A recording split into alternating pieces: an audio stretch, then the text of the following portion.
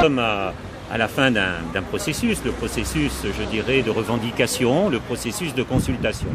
D'une part pour la VAP de Bastia qui se met en place, c'est-à-dire le gros système de protection, pour être simple, de nos périmètres historiques, et puis le lancement des travaux du Bundet. Il y a un registre de consultation qui est ouvert à la maison du centre ancien, et aujourd'hui je tenais à recevoir, de manière un peu solennelle, une des plus vieilles associations de Bastia, l'association de défense du patrimoine, qui est présidée, c'est le président d'honneur, par mon prédécesseur Bati Rafal, parce qu'il avait des suggestions qui portaient sur les modatures, sur des détails de façade, et ces suggestions, nous allons les transmettre bien sûr aux futurs maîtres d'œuvre et aux futurs architectes qui vont travailler pour le bien de la ville.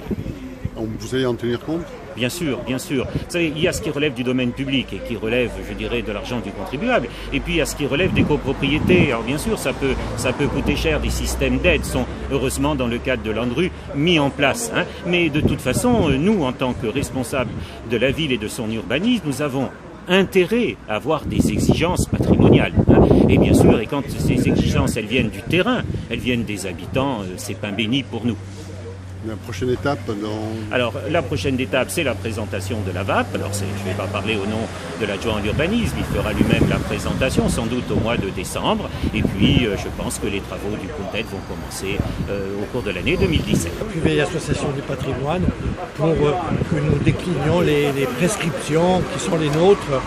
Elles ne sont pas nombreuses, mais si ces éléments revenaient dans le quartier, je pense à la maison aux arcs rampants, un balcon génois, certains braccetti qui figurent aussi sur le Palazzo Spinola à Gênes, des belles ferronneries. Je pense que ça donnerait une patine au quartier, même sur des immeubles neufs. On peut tout à fait mettre un cadran solaire, il y en avait un dans le quartier. On peut faire réapparaître de belles choses pour faire le lien entre la citadelle qui a été réussie et le Vieux-Port qui a été réussi aussi. Il faut que Bastia, demain, avec le Bundet, puisse se mettre sur les rangs pour avoir le label du patrimoine de l'UNESCO. C'est une demande de la municipalité ou c'est une démarche de votre part ? C'est la municipalité qui est au courant que nous sommes porteurs de ces idées et qui s'est tournée vers nous.